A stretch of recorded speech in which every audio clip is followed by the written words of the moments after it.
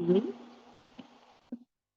Welcome back to the Shine Within podcast. I have a special guest today. Her name is Sireka Gibson. She is a mother of four young children, a two-time certified life coach who specializes in PPD, which is postpartum depression, and PPND, paternal postnatal depression.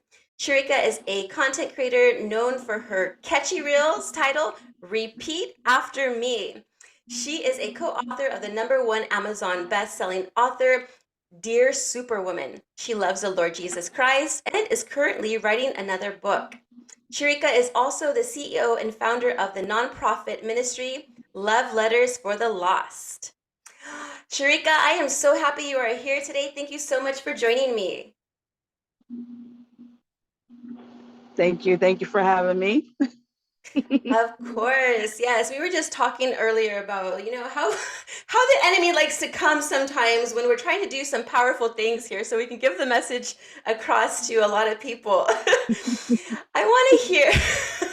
And I'm just like, you know what, Shrika, we're going to have a great podcast no matter what. So we're just going Yes, to we give it are. our best. And you know what? I love you and thank you so much for coming on today.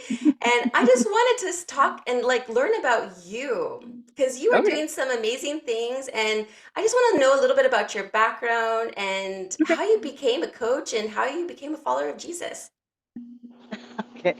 Um, so first of all, my background is I'm the youngest of four children, and my mother raised us by herself pretty much. She did have, people that she dated on and off, but for me, they weren't really like, father material. In my mind, they just kind of wanted to be with my mother. So that left her often just taking care of us, on her own. She didn't really get to rely much on family members. I don't think they intentionally meant to be that way, but you know how life is. Sometimes we get caught up in our own things, and you don't think always, maybe this person needs help with that, or maybe I should call this person and see how they're doing, or things like that. I grew up in a very small town called Merritt Island, and when I say it, people are always like, what's that? But we're really close to the Space Center, like literally a pin drop from the Space Center.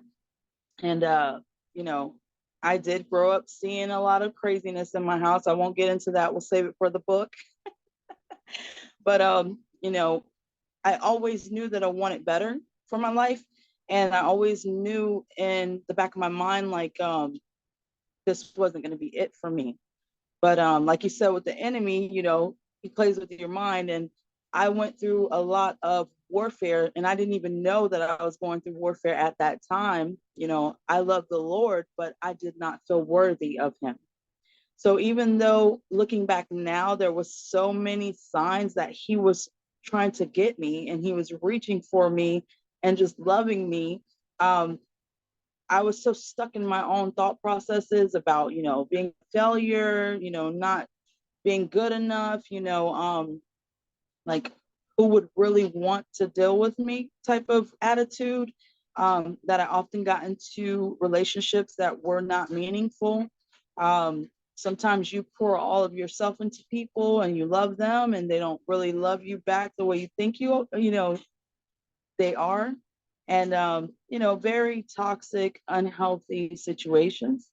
um, and so as I got older, I always had long relationships, don't get me wrong. Like anyone I was dating or seeing last 10 years or better. It's just so odd. But um, I honestly, looking back now, think that it was more of sometimes you fight for something more than you probably should. You know what I'm saying?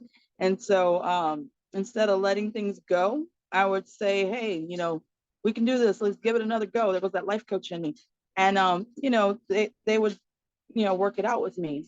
And then I started understanding that there was parts of me that were mimicking my upbringing, the things that I saw that weren't healthy, like someone um, putting up with more than they should, physical, emotional, mental abuse, things of that nature. And it wasn't until recently that I said to myself, like, why did you do that? So um, fast forward to me being a life coach, I ended up becoming a life coach because all my friends used to call me all the time, all times of the day and night, and just want to talk about things. And, um, they would come into the conversation, and I'm not going to put anybody's business out there, but they would give me a scenario, tell me what's happening. We would go back and forth for a minute, and then I would say, well, this and that, and this and that. And they would just be so relieved when they got done talking to me. And, and I never looked at it like I was being a life coach. In my mind, I'm just being a friend. I'm on the outside looking in. And only when you're on the outside looking in, you can kind of see something more holistic than the person that's in it, right? And so, they would give me the scenarios based off of their interpretation of their issue. And then we would talk about it. And then, I would tell them my thoughts about it. Never thought they'd actually, take my advice because, again, I was in a place in my life where I didn't feel worthy of anything. And half the time when they called me, I would think to myself, why are they even calling me? I don't have my head from my you know what. And I never really I never understood why they were calling me. And finally one day, a friend of mine said, I call you because you care.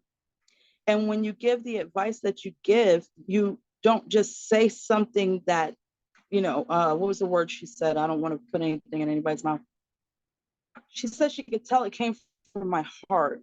There wasn't anything malicious behind what I was giving her, and that she could tell I put thought to it, like, and I wouldn't say anything. Like if they had children, I would consider, okay, they have kids. If they do it this way, it's going to affect them that way.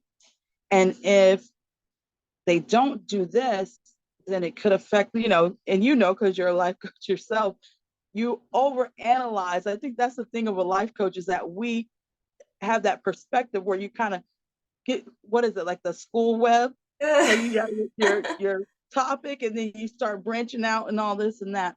So and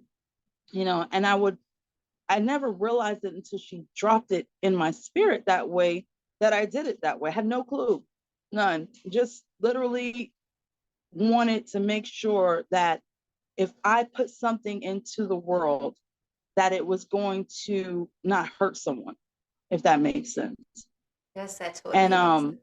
that yeah, so I just wanted to be sure because it's coming from my mouth. And you never want to say anything that's going to destroy someone else or their home, because they can honestly come back to you and say, hey, I took your advice and my life is in shambles. So there's always that thin line, like even when you're a life coach, between you letting people know that I'm not a psychologist, I'm not a therapist, you know, you kind of, that's how my thought process was, is if you do this the wrong way, you can really damage somebody, you know?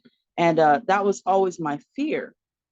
And I realized that fear left me stagnant for so many years. I could have been helping people a long time ago.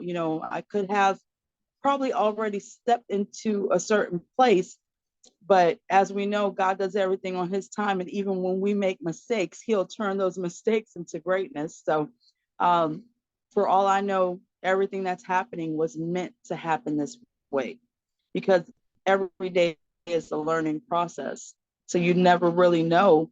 Um, fear can hold you back, but God knows everything. So he probably already anticipated everything that I was going to think, everything I was going to feel, all the things that I still needed to go through to solidify anything in me that was going to be of value to someone else, because we are not here for ourselves. We're here to, impact and build something greater than ourselves, obviously.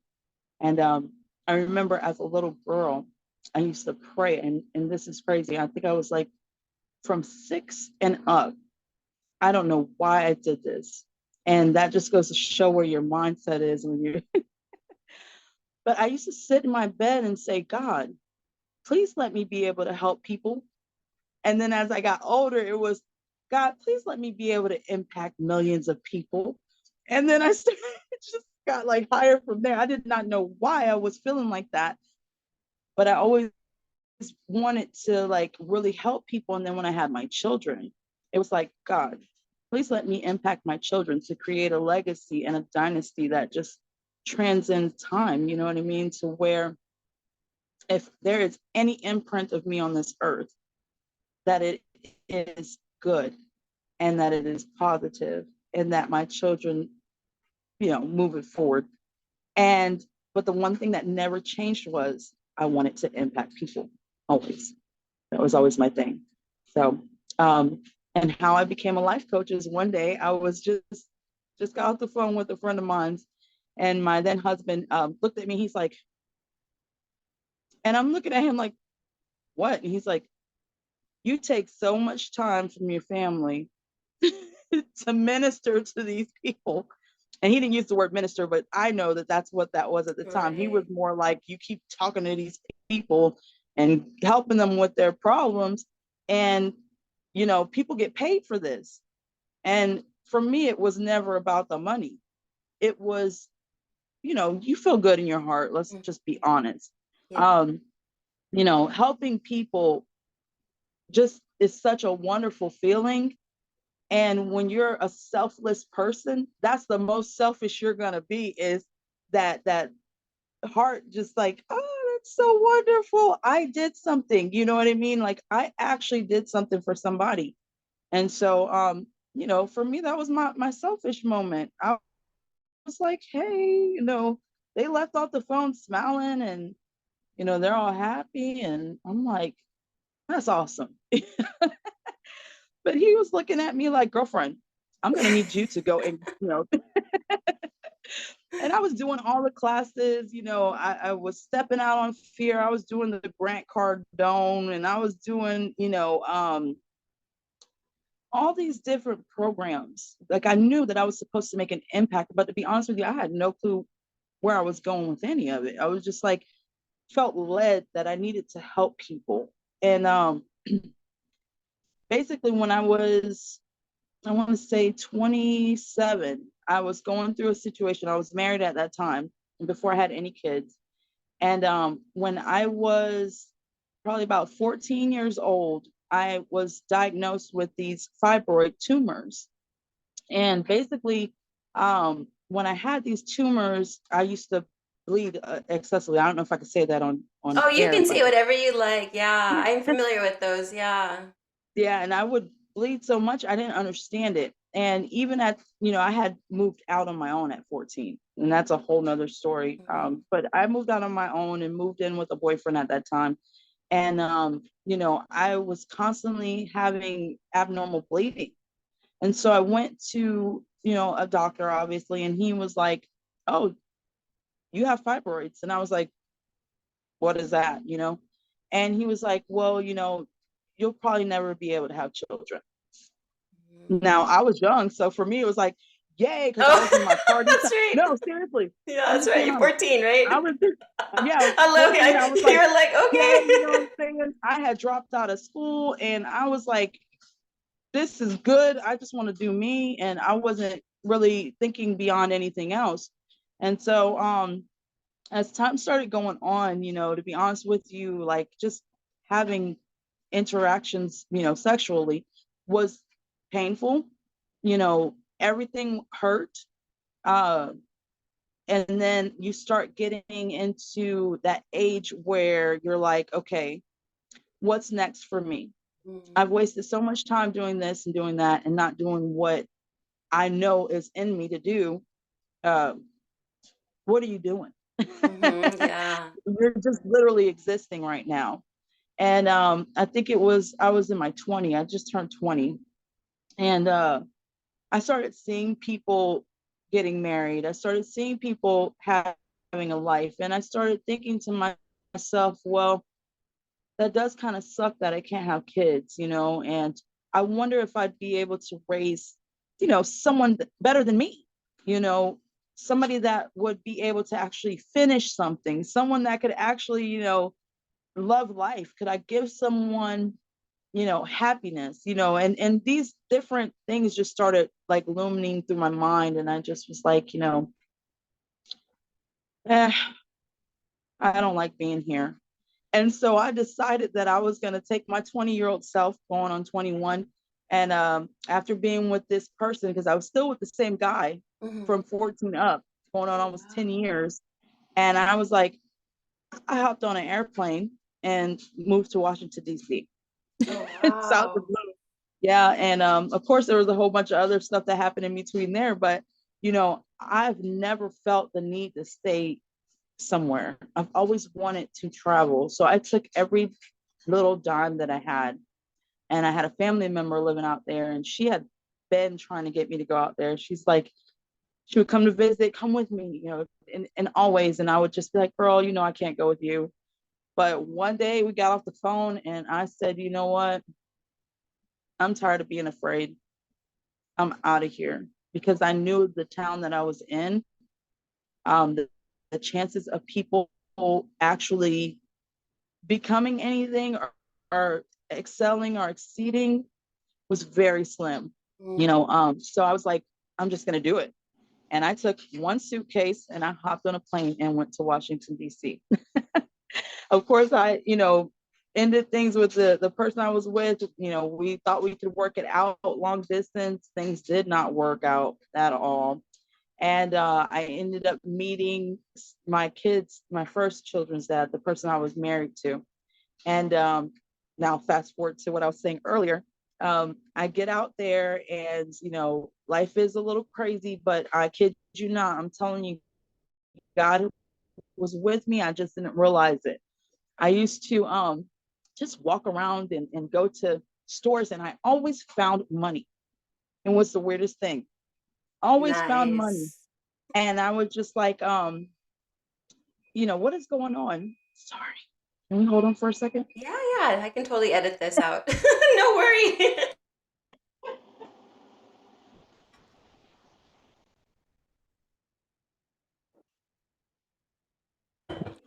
Pesky dryer. Oh, no worry. I was like, no, Yeah. but I always found money, right? Mm-hmm. And I was like, cool. I was just, you're young, you don't think about it biblically. You're just like, money. But now that I look back, this was like on an everyday basis, no lie to you. I would be sitting on my porch in the apartment that I lived in, because I went from Washington, D.C. to living in Virginia. That's where I ended up moving it at some point. But anyway, I would be sitting on my porch and look downstairs. I used to smoke, so I was smoking, and I would see money downstairs, and I would wait for like an hour, because I was a good person. I just didn't think so, Mm-hmm. but Yeah. looking back, I know that I really was a good person. And I was waiting for someone to come and get that money, and they never did. And I would see people walk by, and I'm like, are they not seeing that money? Because, normally when people see money, they go and they get it. So I'm up there, and I look at my husband at the time, and I'm like, dude, is that money down there? Do you see that? And he's like, that's money. I'm like, okay, I'm gonna walk downstairs. I said, I'll probably be gone by the time I get down there, but I'm gonna go anyway. I Yeah. would get down there and no one would have taken it. So I started realizing, like, this is just odd. I would walk to work, which was not that far across the street from me, and there would be money on the sidewalk or just random places. And if I would have known what I know now, I would have been saving it. But I was using it for, just to be honest, to buy roll-ups for smoking weed. That's what I was doing, or I would buy, you know, that's what I was doing at that time. And so one day I remember the guy I was with, my husband at the time, um, he used to be a very jealous man. And I grew up in that kind of atmosphere, so it didn't bother me. It wasn't a red flag for me since I grew up with those types of gentlemen, being, now that I know, is insecure. But at that time I didn't know that. Mm-hmm. And so it sounds stupid, but for us in my time frame, it was like flattering for some reason for someone to treat you that way. It was like, Mm-hmm. oh, they must really love you if they're, you know, Right. acting so crazy about and it takes a long time to realize that that's not healthy.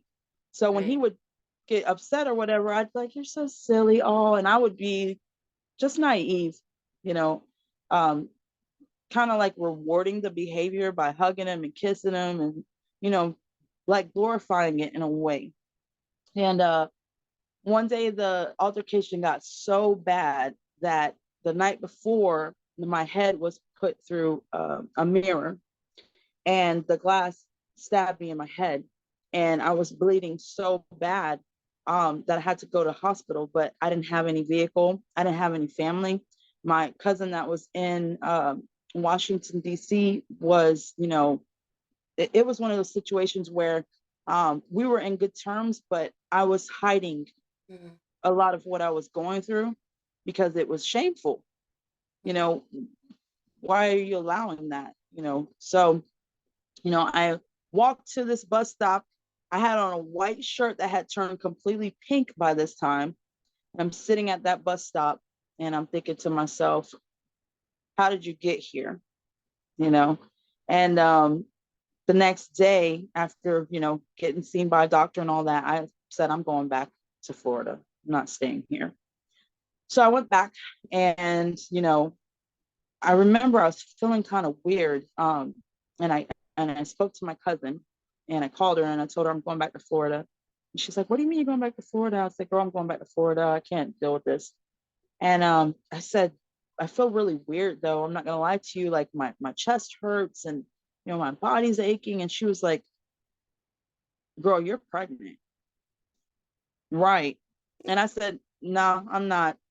I already was told since young I can't have children. So that's, she said, I am telling you, I've had two.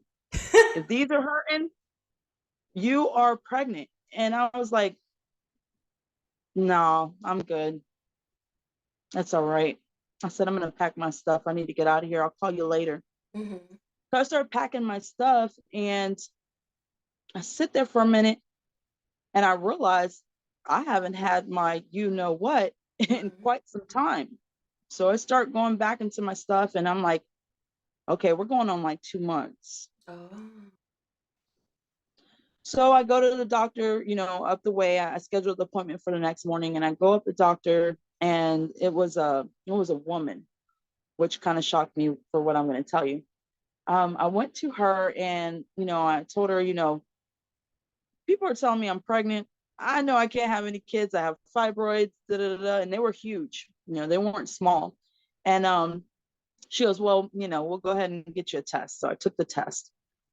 And so she hands it to me and I'm looking at her and you know, I got this stupid young girl smile on my face. I'm like, why she's giving me this, you know? So I look at it and I'm like, what is that? I'm like, what does that mean? I give it back to her the paper. She's like, you are pregnant. And I was already 8.5 weeks. All Oh, right. wow. So I start crying like crazy because I'm in mixed emotions. Like, first of all, you know, you don't think you're supposed to be able to have kids. And this is amazing. But at the same time, you have nothing prepared for this child because you never even knew you needed to. Mm-hmm. And, you know, you just been living your life, you know, vicariously, just doing whatever you want to do. Okay, I'm married and I'm trying to leave this man. But I grew up, you know, in a background where you don't just, you know, get married and leave with the kids and do all that stuff. You know what I mean? Like, you know, my mom went through some stuff and she had to raise us by herself, but her ultimate goal was for us to, you know, be married first and not to just have children out of wedlock, you know what I mean? And to, you know, I'm wanting out. I want out. So I wasn't even trying to hear any of that. And I'm sitting there listening to this lady. And while I'm drifting off into thought, I hear her say to me something about abortion. And so I'm like, huh? Wait, what? This woman is telling me that I should get an abortion. Mm-hmm. Correct. And so I'm like, wait, like backtrack that up. Say that again. And so she's like, the fibroids are huge. She said they start to extract nutrients from the child and goes through the whole, you know, question and answer about why I just should go ahead and terminate the baby. And I looked at her and I said, you know what? I'm not doing that, for one. And the reason being is, if I was told by you guys that I wasn't supposed to have children and God put this baby in me, if he doesn't want her there, she won't be there. But I'm not doing that. And I never really believed in abortion. I mean, not judging anybody who does what they think they need to do. For me, if you have that calling, I'm just going to be transparent. You made a mistake, you have to own that mistake. If you weren't intending to have that baby, you're going to have to go through whatever struggles you got to go through with that kid. And that's where my mind was at that time. Whatever I was lacking or whatever I needed to obtain, I was not going to get rid of this kid. In my mind, that baby was a miracle. You know what I mean? Yeah. And so, basically I went ahead and I kept her. Long story short, she thrived even with those in there. Like, I was told so many stories about how the 5 underweight. I ended up having to have her early. They prepared me the whole 9 months for a C-section with my daughter, and I wasn't cool with that. I'm not gonna lie to you. I had like an 8-pack. My stomach was banging. I was like, "Don't cut me," I know, yeah. but I was willing to do it for my kid, and she just every month was healthier and healthier, and like her weight for some reason, like she was just doing so well. I couldn't believe it. It was literally a miracle, you know. And then by the 9th month, you know, when I was supposed to schedule to go in there to get the C-section, the doctor tells me, can we sit down for a minute? I'm like, yeah, I already know you're gonna cut me, And he says, no, I don't know what you have in there, but that child that you have in there moved the fibroid out of the birth canal. My daughter had kicked, it was like a plug in my birth canal. My daughter had kicked that thing out the way. Whoa. And now he was telling me I was going to be having a natural birth. After 9 months of preparing to get cut, Oh my goodness. you're going to need to push. Yeah. And I'm like, bro, the math was Wow. not math. And I was like adding and subtracting and nothing was, it's like, what is up with that? So, now here I am, like 3 days, that, 3 days later, I was pushing this Wow. program. And so fast forward to why I became a life coach. The reason that I ended up becoming a life coach wasn't just because this guy was telling me, you need to get paid. After, that miracle of having my child, I ended up giving birth 2 more times after that. And all of them were high risk. Every one of those children are miracles. I'm telling you, like the Yeah. boy, I call him the boy. I can't help myself. The boy, Cute. The boy. I love the boy. that. And when he came, he was 8 pounds 12 ounces a month early. So had I carried him any, more than that, I don't even want to know what would have happened. 11-pound baby. But they ended up cutting him out. But unbeknownst to me, right? But God is funny, because not only was I not supposed to have a kid at all, but he allowed me to do what a lot of mothers don't. I went through natural birth and a C-section. I can literally tell you that I've had both those things and be able to tell you, oh, I went through that. I understand. I can really mean that I understand. It's Me not just like too. someone telling you, oh, Yeah. yeah, that sounds rough. You too? That is so Yes. crazy, right? C-section and natural each, yeah. But And Dominic, the oldest one, natural, and then C-section with Peyton. But Peyton's was a different story. I'll have to tell you that some other time. That was scary. that is so crazy. We've been friends all this time, and I had no idea that we had those commonalities. That's Oh, amazing.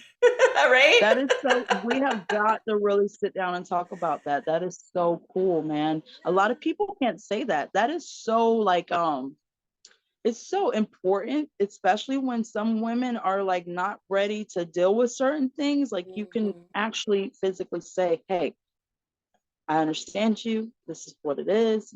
This is how I felt.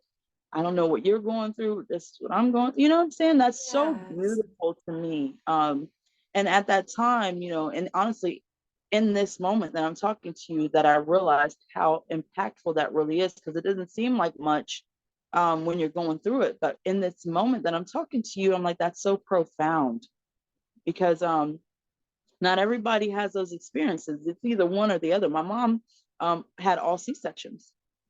She Oh. never was able to do that. And, um, but for me, I was very stubborn. I told myself, well, if God's going to give me this kid, I'm going to breastfeed her.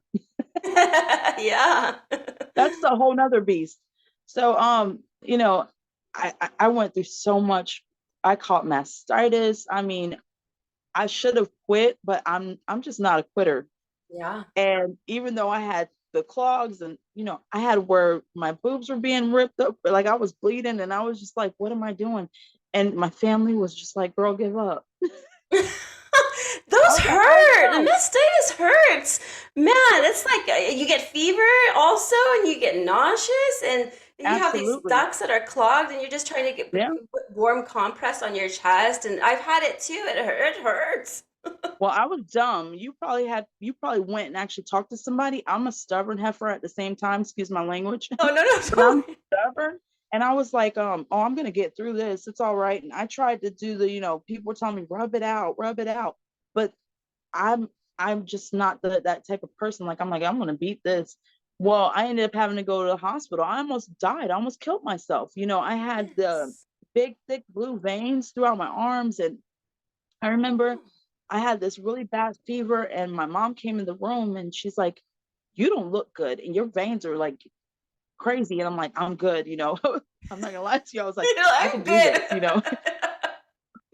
Bro, they had to give me a blood transfusion and everything. My blood pressure dropped. I couldn't breastfeed my baby for like 3 weeks. It was just crazy. I would pump, and then I'd have to throw that out and just keep doing that with the antibiotics running through. And for a little bit, my child had to be on formula. And I thought to myself, you did nothing by being that way.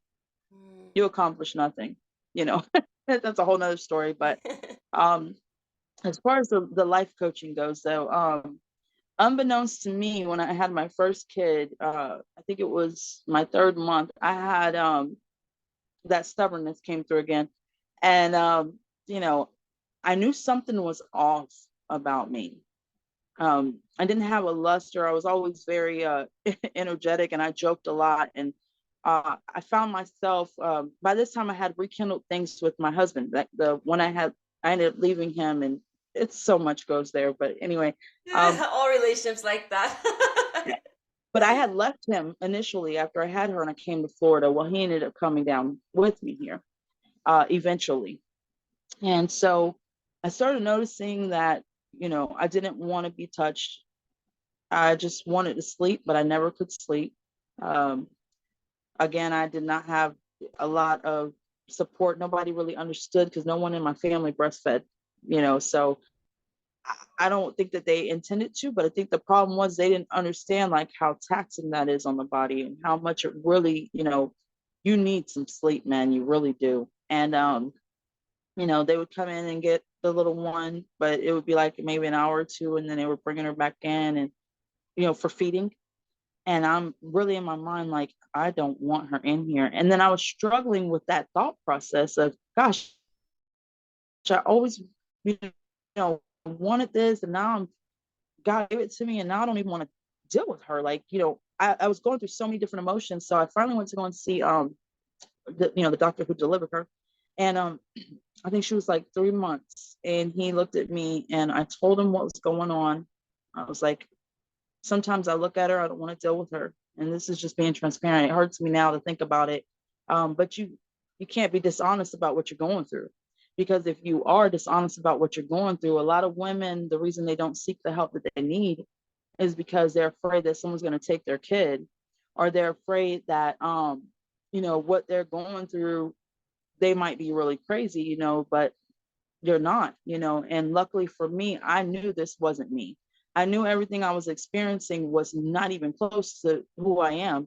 And I used to watch everyone's children. I worked at a daycare. I loved kids, and kids loved me. And my daughter loved me to death. But I remember having these thoughts that now that I know how the enemy operates, it Mm-hmm. was the enemy.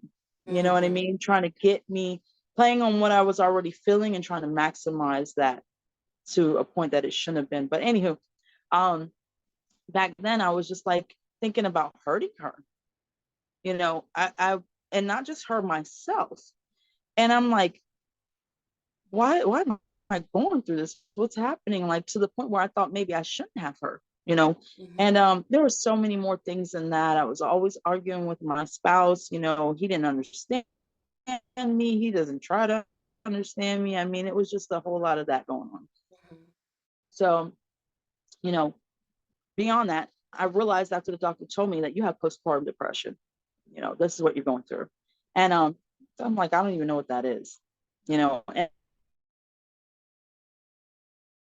the sad thing is about it, you know, it's that thing that it might be grazed over, but it is not something that's deeply spoken of. And so you know, I went through that by myself, because anybody that I spoke to about it, they were like, oh, you'll be fine, you know, 6 months later you'll be good, just, you know, drink this, take that, you know, get some sleep, you'll be good. That didn't happen for me. So it wasn't until my daughter, I could say, was maybe 2 and able to use bathroom on her own and sleep more throughout the night and those things, that a lot of those symptoms began to subside for me. But it didn't really go away, you know. And it's funny because statistics tell you that after a couple months, like in your 6 month, you'll be fine, everything will be fine. It's a lie, you know, it really is. But because no one talks about these things, you know, we'll just kind of stuff it under the rug and keep it moving. And so after her pregnant 18 months apart, like not even. And so I'm breastfeeding her still. I think she was in her 6 month when I found out I was pregnant, I want to say. Um, and this is only 3 months after I was diagnosed with postpartum that I find out I'm pregnant with another baby. Okay. And so I'm literally like, what are you thinking? You know, like what were you thinking? But it was an accident slash not really, you know, because Yeah, you know what yeah. you're doing when you're doing it. And you know, then I had to make a choice. You know, by this time they had removed the fibroids. I went in and had a myomectomy after my daughter, but I still had scar tissue from that procedure. You know what I mean? And so it was just rough. I was going through it. Let's put it Yeah, that way. So definitely. I started getting these symptoms again of, you know, postpartum. Yeah. And so now by this time, I don't even want to admit that this is happening again. So I ignore it and I just keep going through the motions. So in the meantime, the doctor gives me this medication and he tells me that this medication is good for everybody, you know, that you can still breastfeed and you can live your life with this stuff. And it's a lie, you know, and things were very difficult for me. I was watching my marriage just go to crap, feeling alone, not getting help, you know, him not understanding me. Now that I look back, you know, men don't know how to handle their emotions. You know, we're emotion based, they're logic based, you know what I mean? So he's like, girl, you're going through it, I'm out of here. And go hang out. That's funny. Good luck. Yeah, yeah, right. Yeah.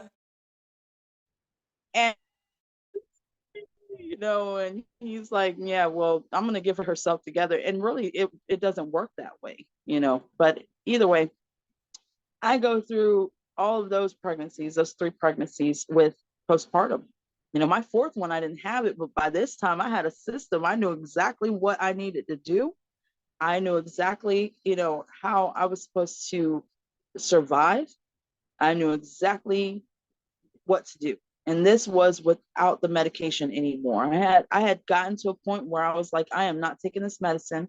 I don't know if other women can feel me on this, but some of the medicine that they give you feel like a shell of yourself. You are a zombie, a literal Mm. zombie. And I remember waking up and feeling so robotic. At this moment, I can tell you exactly how it went down. Got up, heated up the bottle, made the breakfast, got the kids' clothes, you know, had no emotions, none, just kind of went through life, did it again the next day. If my husband wanted to be intimate, I laid there, Mm. got that over with, no emotions, went to bed, repeat, like a shampoo bottle instruction. It was just that Wow. bad, you know? Wow.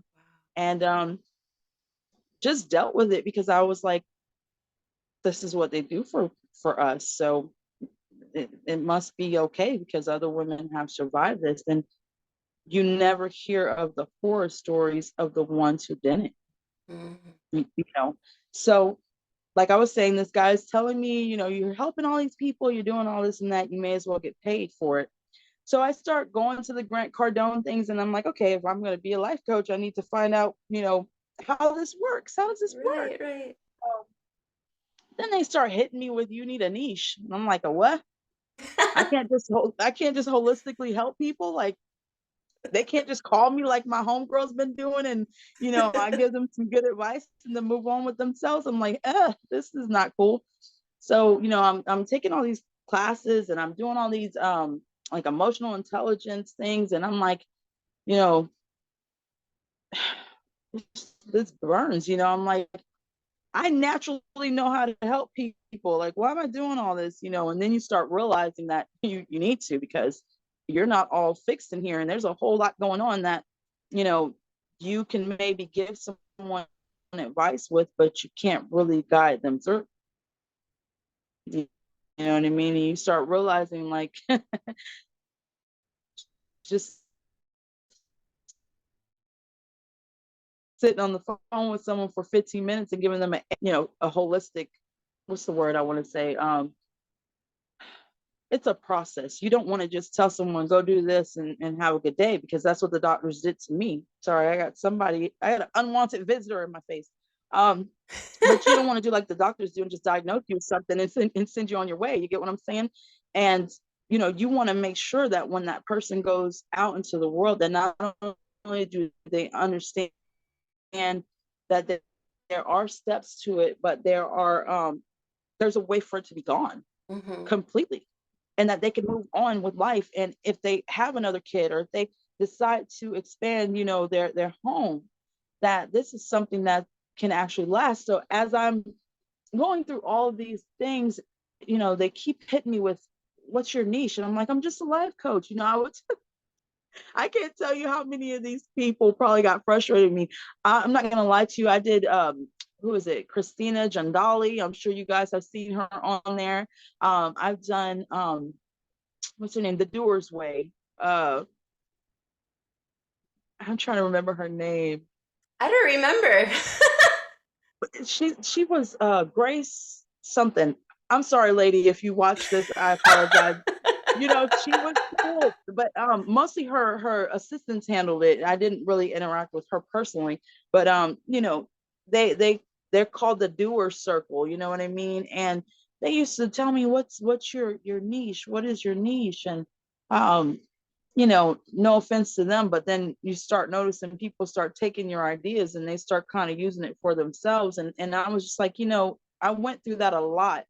Um, with the people that I was working with, that it seemed almost like they weren't really trying to help you get yourself out there. They were kind of getting some fresh meat because they may have been in the business for a while and were running out of ideas. And sorry, I'm just gonna keep it 100. That's what was going on. And I would see my idea on there. I'm like, really? Aw, it's messed up. My mindset was different back then and I got offended. I didn't know that what God has for you, he has for you. And it doesn't matter who tries to duplicate you, they can't be you. And they can't handle it the way that you can handle it because God deposited it in you. So they can Right. try to counterfeit all they want to counterfeit, but they cannot do what God placed in you to do. Okay. Yes. So as the time started going on and I started, this is how God got a hold of me. I knew I wanted to work with women. That's number one. No biased. I knew I wanted to help women. And so it became the idea of how, because the market is so saturated with women empowering women and women encouraging women. And, it's like you can only go so far with that. I don't care what's deposited in you. You can only go so far with that kind of thing. So it's like, what can I do? So I remember after having that conversation with my husband at that time, I stayed up because I used to not sleep at all for some reason. When this whole niche thing came about, I was losing sleep about this thing. I'm like, what is my niche? I need to find something. I don't know what's going on. And I prayed. I remember I prayed that night. It was like 3 a.m. And all my kids were sleeping. And I this is my fourth baby was born, and she used to get up all times of the night. So I would just be like, you know what, I'll just stay up. I'll watch these videos. I'll, learn how to do this, how to do that. I'll take this time since I know she's already going to get up soon, and I'll just burn the midnight oil, you know. And one night I was staring at her on the couch, and I do remember my then husband at the time, he used to get so frustrated, even though we had agreed that I'd be a stay-at-home mom and that, she'd be able to work and take care of this and take care of that. Just to be honest with you, they might say it doesn't mean they mean it. Mm-hmm. And he would come home just feeling what is it? Unappreciated. He always felt like, I'm doing this and doing that, and I have all this money coming out, and you're not, I know you can homeschool the kids, I know you're doing that, but there was something still there that you can tell that it was bothering him. You know what I mean?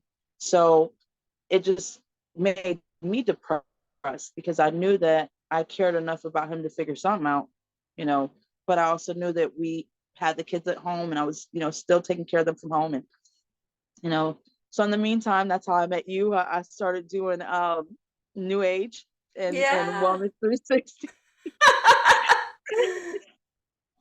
And I was already up. So I was like, I'm going to try my hand at this because it really didn't cost anything to sign up for this. I mean, it's a one-time fee of this. And I was like, and everybody in that group was amazing. I'm not going to lie. It was the Yeah. best thing that I did because, um, you know, even though it probably wasn't intended, Mr. James Zing, that guy, um, Ah, it's he James. he poured so much into what he saw as potential in all of us, you know what I mean? And I never knew that God put him in place to basically start cultivating a different mind shift in me. You Mm. know what I mean? Like Wow. it may not have been that I stayed with New Age, but he working with them sparked something in me to start knowing what that niche was. That's so So awesome. yeah, James is so so awesome. he James and really is. Becky. Yeah. And I've never told him this story, but that is like a straight up fact. He used to do these classes. If you proved yourself and you got certain amount of people in, and then you could come in and watch what was it, The Secret, the guy who does The Secret, and was it Napoleon Hill or something like that? I don't Napoleon know. Hill, he used to read about Napoleon Hill. Proctor. Yes, Proctor. there you go. Thank you. Sorry, dude, and that's so bad. But at the same time, it was great because it started making my mind work to the point of what do you have in your hand? I remember there was one thing about what do you have in your hand? And I was thinking about that wrong. But like I said, that night that I was looking at my daughter sleeping on the couch and I was thinking about my husband and I was thinking about everything that was going on and, you know, why are you not sleeping? And I realized I'm not sleeping because I was carrying the weight of everything that I knew that I wasn't doing, the things that were deposited in me that I didn't know how to bring out. And then I realized like I need to pray. I need to pray and I need to pray hard. Like I said, I grew up with a Catholic background. You know, it was one of those situations where as you get older, all the things were coming out about, molestation and abuse in the church. And I started feeling very very disgusted to be a part of that. And so it shook my faith a lot, to the point where I was like, when you're smart, you realize that that's people, not God. But when you're not so smart in your faith, you think to yourself, well, how could God let this happen? Why is he Right. allowing these people to do this in the church? You get what I'm saying? And Yeah. but he gives us free will. You know what I mean? I know that now, but back then I was like, nah, I'm leaving the faith. Yeah, I feel you. Out of here. And so that's what I did. So that night, I don't know what it was, but my brain went different. And I said to myself, we as humans mess things up for ourselves. So God, I need your help. I know you put me on this earth for something. If you didn't, I'd be gone right now. Hmm. I cannot believe you just put me here to be a mom. Now, I'm sure they're special, but there's something you did in me to teach them, because God doesn't just give you kids, they're gifts. You know what I mean? So there's got to be Yes. something in me that can cultivate them in a good way. Just being here, I don't believe this is it. And I put that prayer up and honestly didn't think nothing of it, because I always felt like, who am I? Why is he going to see me? Well, I'll do it, but I'm not really expecting anything back, which is counterintuitive to what they say faith is supposed to be, right? If you got faith, you believe in it and you let it go. But in my mind, it wasn't that I believed in it and let it go. In my mind, it was, I don't think he's going to hear me, but I still kind of let it go, right? Hmm. And I remember I had a dream, a very, very vivid dream. And I saw myself working with women. And I Hmm. saw a booklet and I saw PPD on that book. Oh, wow. And I woke up and I said, oh, I know my niche. It's postpartum depression. That's funny. Yes. Yeah, that's funny. And so it's funny because when I first started trying to help women, I struggled so hard with how to charge people.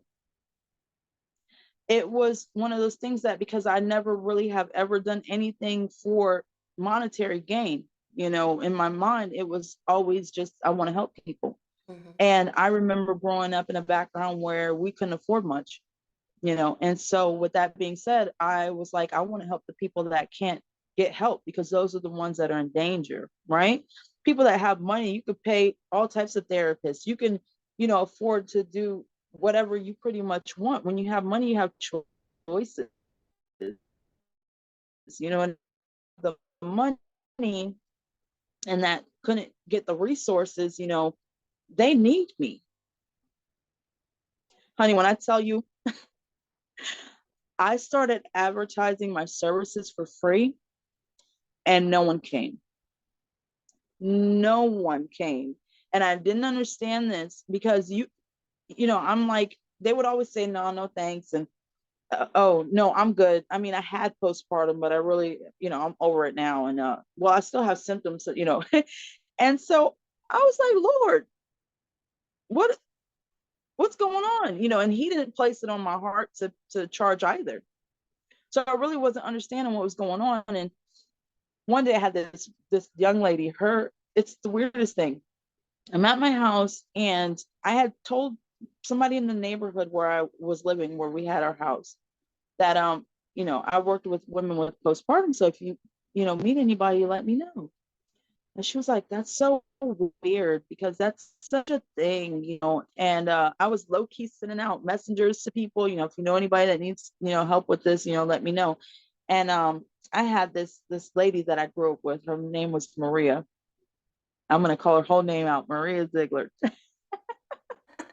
I love her. Oh. And she was a friend, two friends of mine that I grew up. She was their mother.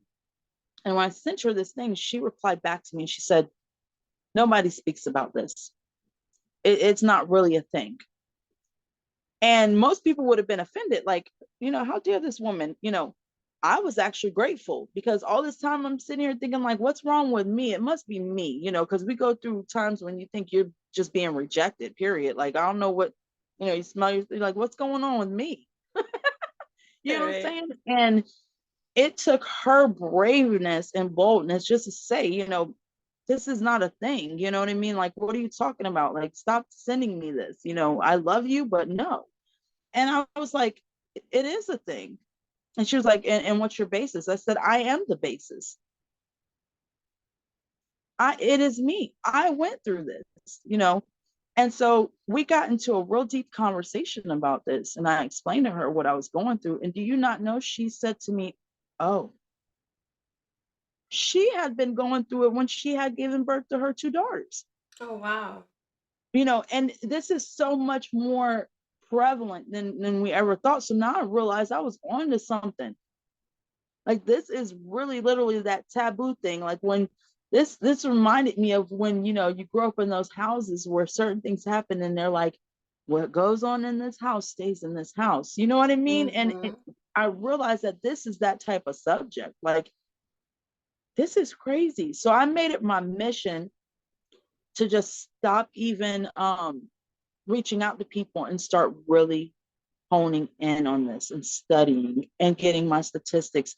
And I realized in that moment, God didn't tell me anything because I hadn't done my part. I knew what I had experienced with postpartum, but I did not know the meat and the potatoes and the things that needed to go with it. I did not know who it impacted, where it came from.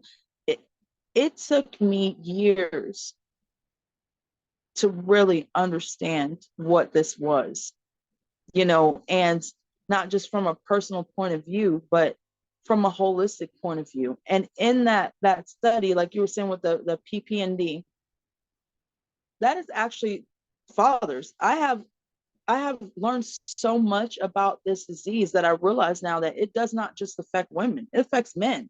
Mm-hmm. So I made it my personal business to figure out how to help them as well.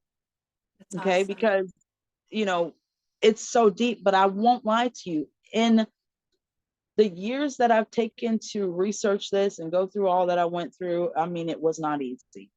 I went through opposition from so many different sides. And I was also told by many people when I finally figured out my niche and I went back to all these people that I was learning with and training with, they didn't want to work with me anymore. And I'm like, I have a niche. I'm like, what do you mean? I was a liability now. Oh I my was now a goodness. liability, a legal issue. And I said, why is that? Because you are not a therapist. You are not a doctor. You cannot do this. You cannot help people with this because you will get sued. You will get this and you will get that. And I said, a life coach helps you work through it. Why are you telling me this? And I went through so many closed doors, even now at this very moment. Like, to be honest with you, you're the first open door with this situation, um, which is kind of sad because it's so serious. There are not just women killing themselves. They're not just killing their children. There are men out here that are suppressing and killing themselves. There are families just being destroyed. And I'll be darned if I'm going to live in fear because God did not make us with the spirit of fear. That's number one. Oh, And I did yes. not hear nothing that these people were saying. I'm not going to lie to you. It went in one ear and out the other. I Mm-hmm. refuse to think to myself, if that's the risk I have to take to save lives, then bring it on. Yes. Bring it on. Because, I know what I felt like when I had nothing and no one to understand me. I know what it felt like to, you know, take these medications and feel like a zombie. I'm not just advocating for women and families and men that go through postpartum. I'm literally against the drugs. Yeah. I'm all about finding, I've in my research, I have found so many different avenues that do not have to do with narcotics and taking all this stuff. I mean, I give all the glory to God. There's no way some of the stuff that came into like my realm of sight, I know wasn't by accident. I have researched and seen other people that have attempted to do what I'm doing and have not seen nor heard half of what I have when it comes to postpartum. And I know that this is my calling. This is what I'm here to do. And I realize now that all the spirit of fear trying to push me to a different niche, because I did try other ones, I'm not gonna lie. I went from that to, okay, well, maybe I'll just help people with you know, uh, career coaching, but it just never felt right. It never felt right. And so that's how I got into life coaching. And again, because sometimes we don't always, believe in ourselves, I'm twice certified for that reason.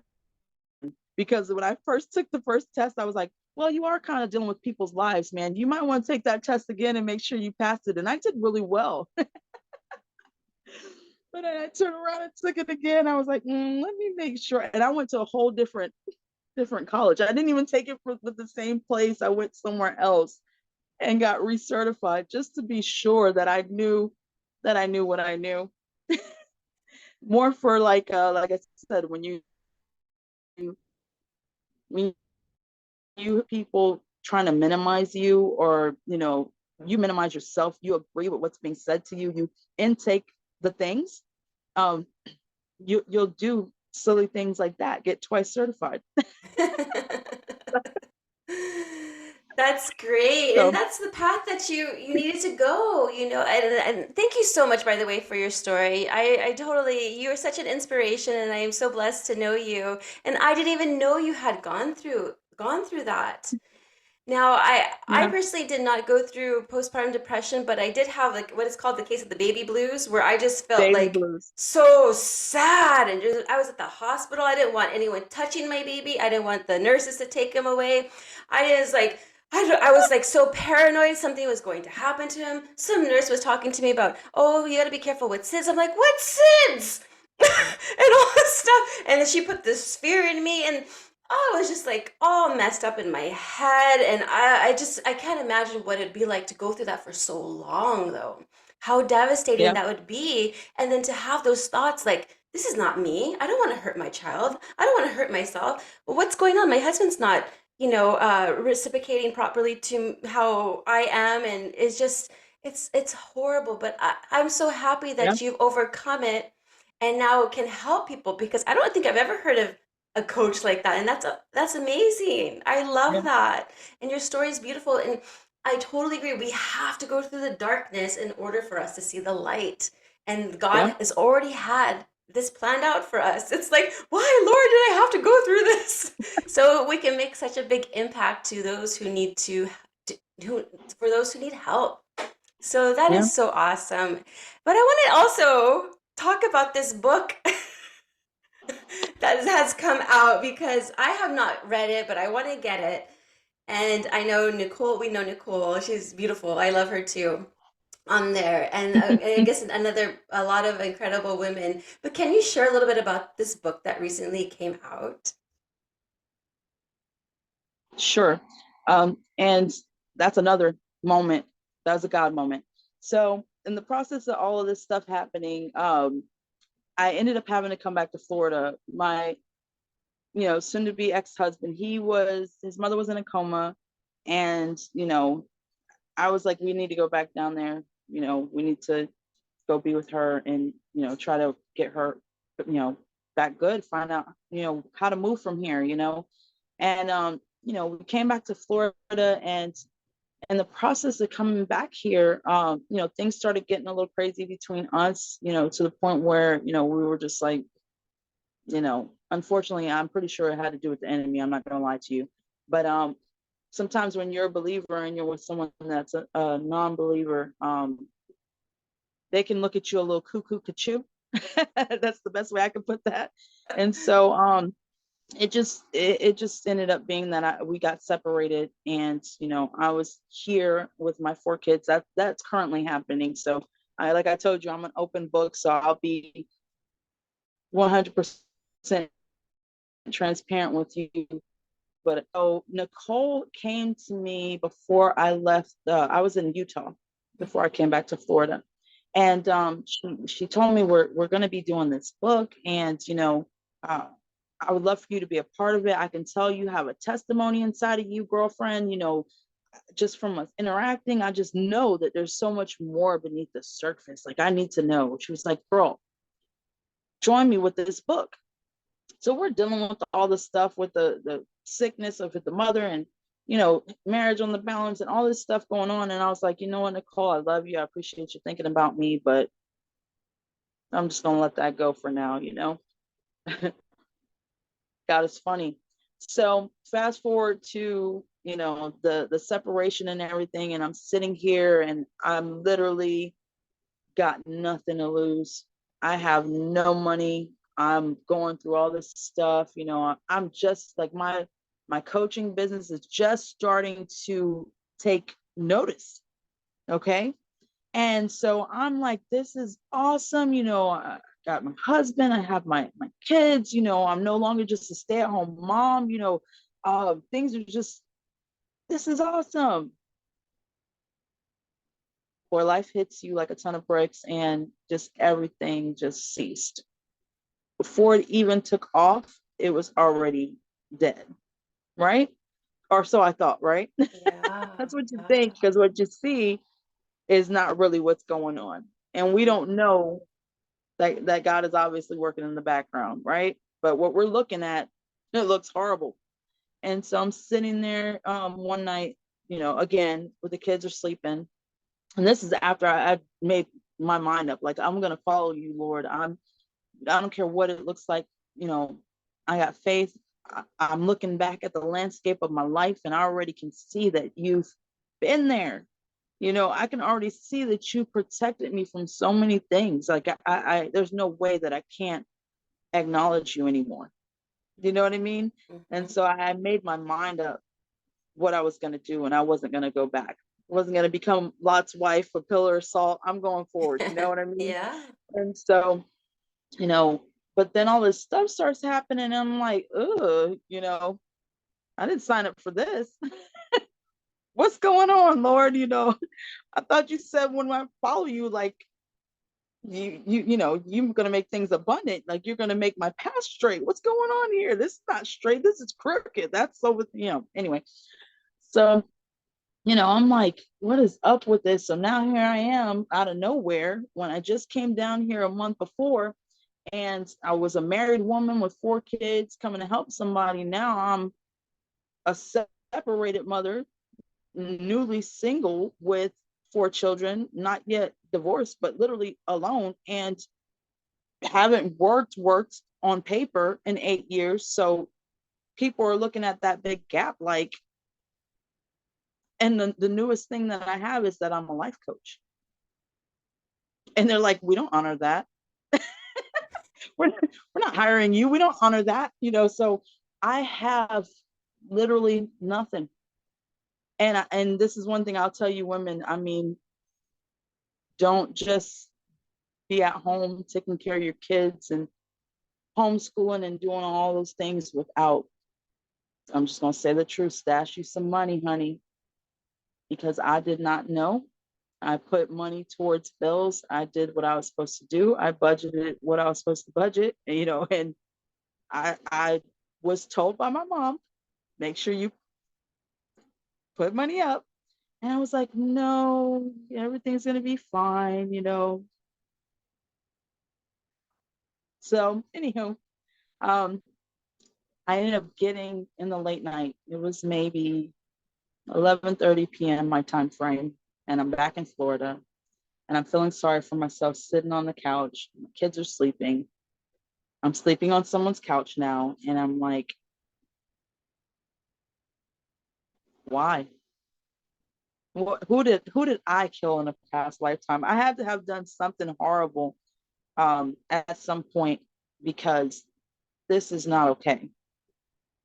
I was going somewhere, and now I'm stuck.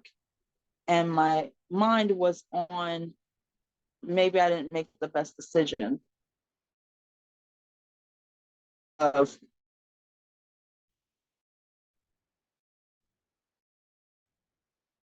like had people from different genres of churches telling me, well, when you follow him, you have to bear your own cross and you will lose everything. And, this happens, and I'm like, that's not cool. I got 4 kids, you know what I mean? What's going on? And I didn't realize at the time that was so that you can understand that he is your provider. Mm-hmm. He is your everything. You're not supposed to be reliant on man. You're not supposed to be doing these things. And it wasn't sinking in for me. Just being honest. It wasn't sinking in. I in my mind, no, I'm following you. I'm doing all the things. I'm reading all my verses. I'm, doing all the things, but it's not the same. You know what I'm saying? Yeah. So it's like 11 something at night, and Nicole hits me up, and I'm like, "What's up, girl?" And she's like, "What's up?" You know how she is. She's always like, "Ah, Yeah. woo." And I'm Bubbly. thinking to myself, I don't want to deal with this right now. And that's just being honest, because I'm Yeah. loving and I'm sweet, but I still got a little bit of toot in me, you know what I'm saying? My family's from the Bronx, so even though they're in Florida, we still get Yeah. that moxie given to us. So I'm on the phone with her. I'm like, I love this chick, but I really am not in the mood for her rainbows and sunshine and all that, whatever. Yeah, I totally understand that. So she was like, what are you doing? And I'm like, can I be honest with you?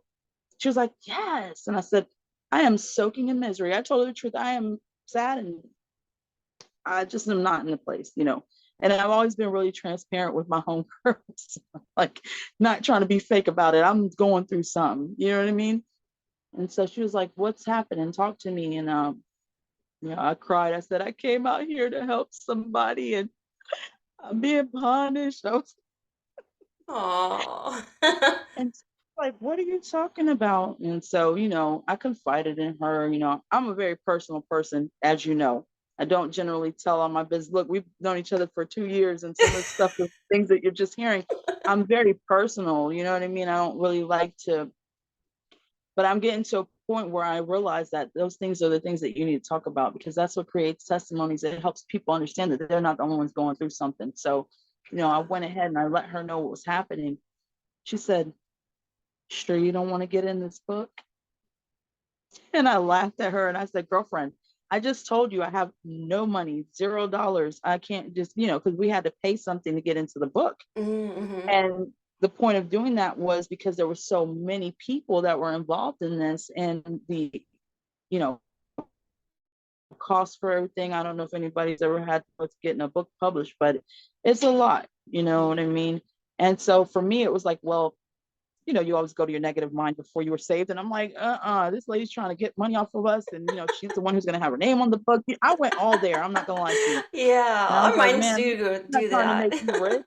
Yeah. Yeah. Why would I make you rich? And I'm over here struggling. I don't know if me and my kids are going to make it till tomorrow. I'm like, I'm not doing that. And so I told her flat out, I'm not doing that. So she says, Sireka, I know the lady. Trust me. You know me. I said, I do know you. I know you. I said, Nicole, I'm going to pray on it. I'm going to see what happens. If God wants me in this book, there'll be miracle money, right? In the back of my mind, I'm like, there ain't going to be no miracle money. I laughed about this. And, I honestly just kind of went to sleep on it. And so this is the funny part. When I got off the phone with her, she messaged me and indicated to me, by the way, the deadline is in 24 hours. If you're going to be a part of the book, you need to sign up or you need to do something now. What? Oh, 24 hours. I'm like, Nicole, really? I was like, bro, you are not adding to my stress. She's like, I know you. She said, I know you. And when your back is against the wall, you're going to do it. She goes, I know you, Sireka. I'm thinking to myself, girlfriend, you don't know me. I'm ready to climb into a cave, just ball up and cry right now. What people think that I am versus what it is. Yeah, I am strong, but I am human and we have moments of weakness. And when it comes to your kids, you have those moments of weakness where you're just like, I'm responsible for lives here. The Mm. decisions that I make doesn't just impact me anymore. It definitely, goes back on them. I did not sleep that whole entire night. I kid you not, Gina. I was sitting here and I'm like, God, I need your help. I need you to tell me what to do. Mm-hmm. I don't know what to do. I don't even know why I'm asking you. I don't have any money. Like, I don't even know what I'm doing. And I just went through the motions the whole entire night, just literally having a conversation with the Lord. And the sun came up and a name came to mind. It was funny. Um, and I knew immediately this was the Holy Spirit talking to me. And when that name came up, I said, I hadn't talked to this person for a while. And so I went ahead and I called and I told the person, look, I feel like I'm led to be in this book. I said, I need your help. You know, I would never ask you for anything. The guy cut me off. He was like, Sireka, I already know you. Just tell me what you need. I said, well, you should pray on it first. I said, you know what? Go ahead and pray on it. And he cut me off. He goes, I don't need to pray on it. I know you. What do you need? So now I'm sobbing, crying on the phone because what you think about yourself is not what other people see in you. So And true. because of that thought process, um, it never dawned on me that I had built a credibility about myself over my life where people actually thought something positive of me because I was so busy beating myself down, you know? Mm-hmm. And so I'm just crying on the phone and he's like, Sarika, don't you only have a little bit of time left? Stop crying. Tell me what you need. Let's get this done. So I'm so grateful and thankful. And I'm like, okay. So I go and I call her on the phone and I'm like, girl, you're not going to believe this. And she goes, you got the money. And I said, I don't believe it. Right. So, I go ahead and we get, everything going. And I speak to the woman who's, the one who's starring the book. And as soon as I hear her voice, I just know that this lady is a good person. Mm-hmm. There was no doubt in my mind, that her intentions were like mine to help many people. Mm-hmm. She felt spirit led for something and she went with it. And she knew that whoever was supposed to be in this book was going to be in this book. And unbeknownst to me, when I turned the book down, it was already written that I was supposed to be in this book. I just, God will have his way. Oh, You can say yes. whatever you want to, but if it's in his will, honey, you're going to do it. It Yes. will be done. Yes. And so, she starts telling me what this book is about. And she sends me these Zoom meetings and I start looking at them. And I remember this lady said, when you're writing a book about things, you have to be honest 100%. Because if you're not honest about your situation, um, it's what's the point? So I was like, after the lady told us what the book was about, the other lady from the Zoom meeting said, "Don't be safe." So I was like, she gave me just like under an hour to hurry up and get this part in of the book.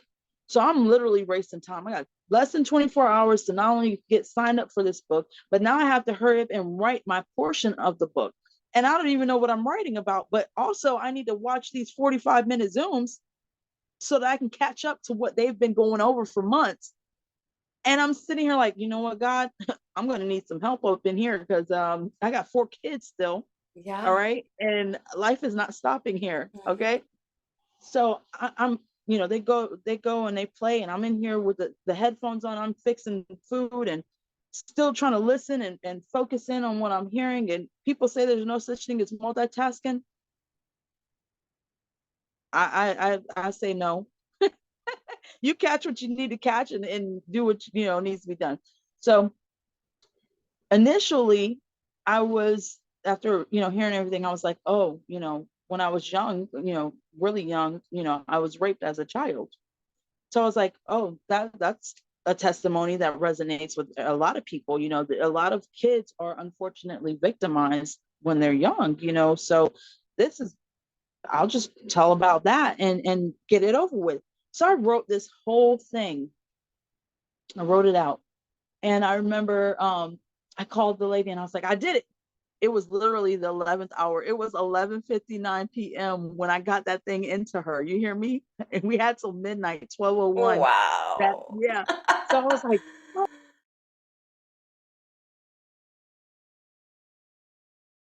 And so I was so excited about it.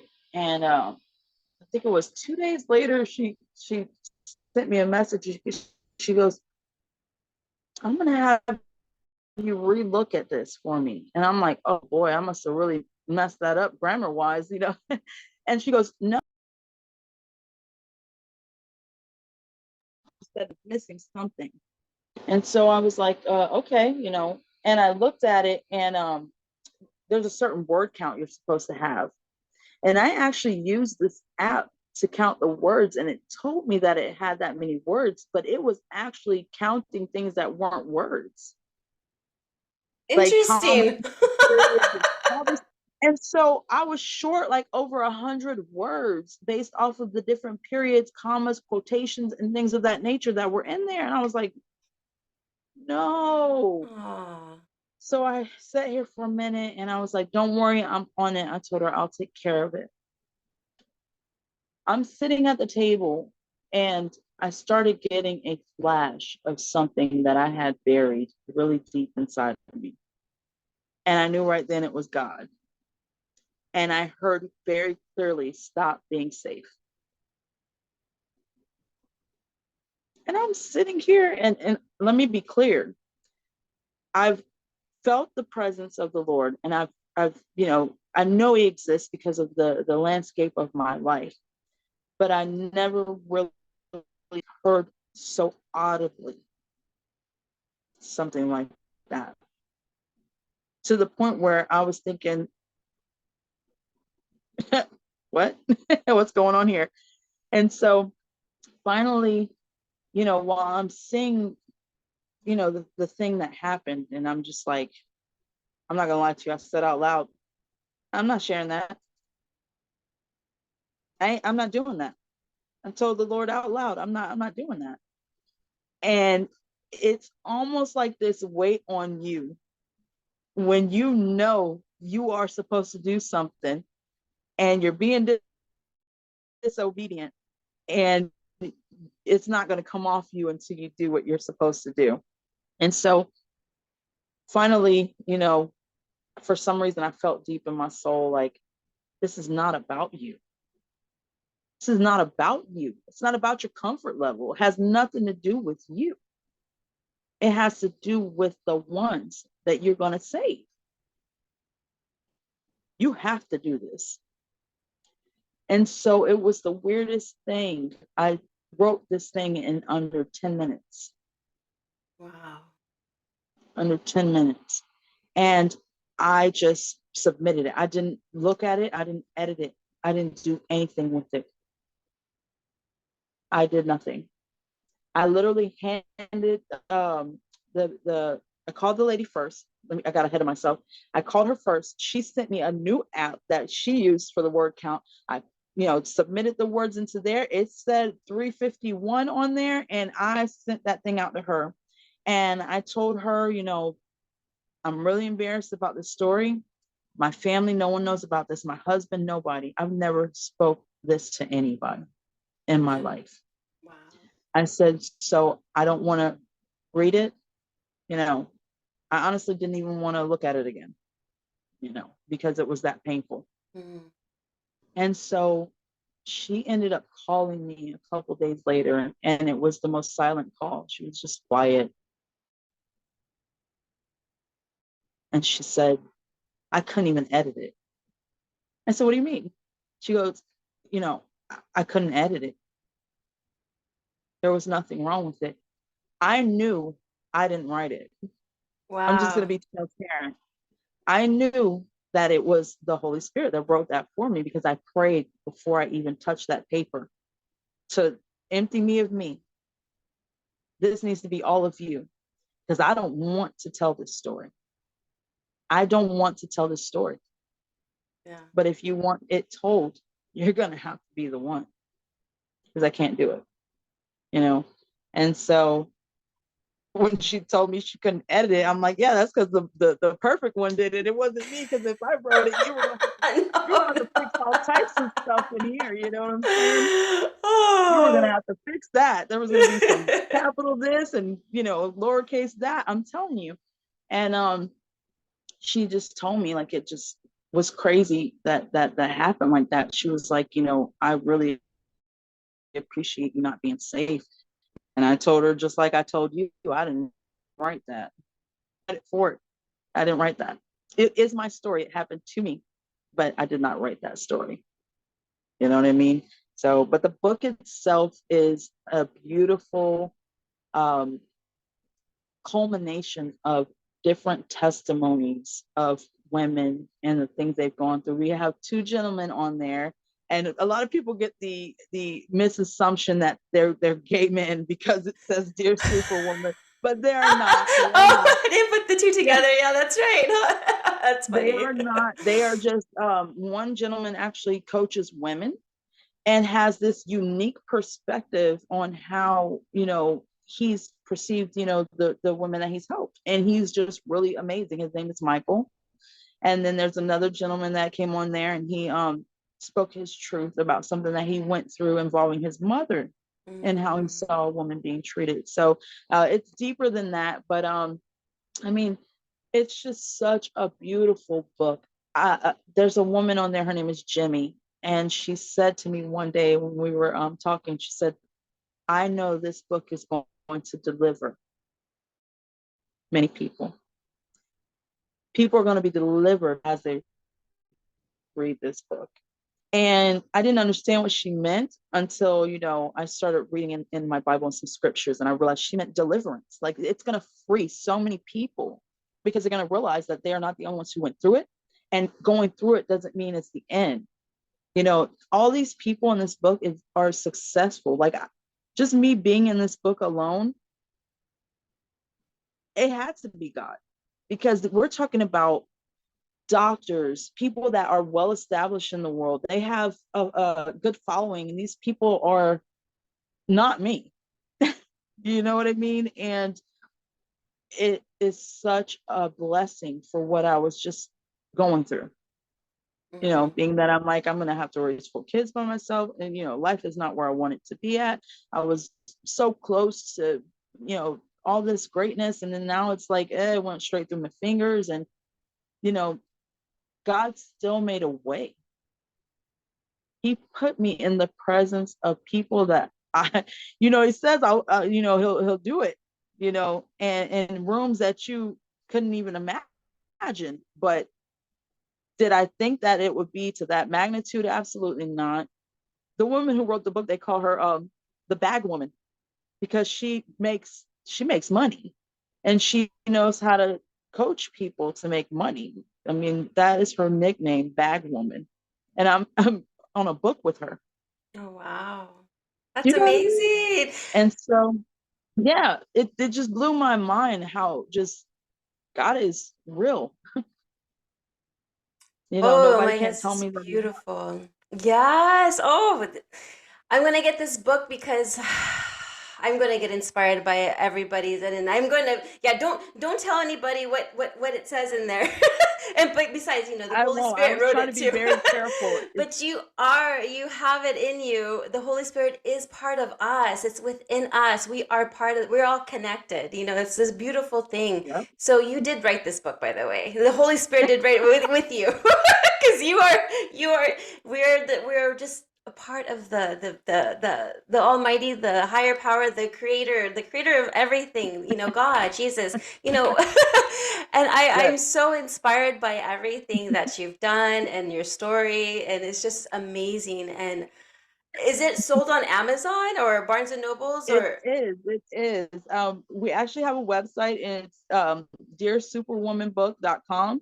We're on Lulu Books as well, and Amazon as well. So That's yeah. great. Yes. And the And crazy part, let me tell you, I'm sorry, I don't mean to no, interrupt, no, go but ahead. I'm sitting there one night. This was like not even 24 hours after this book hit. And we believed that it was going to go number one. Like, we were like, you know, she said she was spirit led to write the book, and we're all in it. So we're going to talk into existence. If it's spirit led, it's going number one. You know, we were like, it's going number one. But none of us thought that it was going to go number one in under 24 hours. It hit so fast each other on the phone, and we were just like, Natasha just sent us a message saying the book is a bestseller. Let me call Michael. Michael, let me. Okay, I'm gonna call Melissa. We're all just like mind blown, because we did not for 1 second believe that this was happening. Like, it really was the coolest thing. So overnight, literally overnight, I became like in a book period. Like, that was one of my dreams. I've always wanted to be a writer. Always wanted to be a writer. I used to write poetry as a child about circumstances, political, just everything around me. I just would put it into a poem. And so this was something off the bucket list. It was just beautiful. So That's absolutely amazing. yeah. I know we're just about out of time. I can talk to you forever. This could be like a 4-hour podcast. I could go on and on and on. But Sireka, please tell the audience where they can find you and follow you. I'm sorry. Oh, please tell the audience where they can find you or follow you. Like Oh, website, I'm social on Facebook. media. Yes, I'm on Facebook, TikTok, Instagram. My repeat after me's are on YouTube. But I'm mostly on Facebook. So you guys can find me under Sireka.Gibson. And I'm looking forward to hearing from everybody. This is so fun. Oh, that's so awesome. And thank you so much for joining me today. I really appreciate you. And I just know you're going to be doing amazing things. And I know you're going to be creating such an impact for everyone that needs to hear your message and hear your story. You're truly an Thank inspiration. So you. thank you so much. Thank you.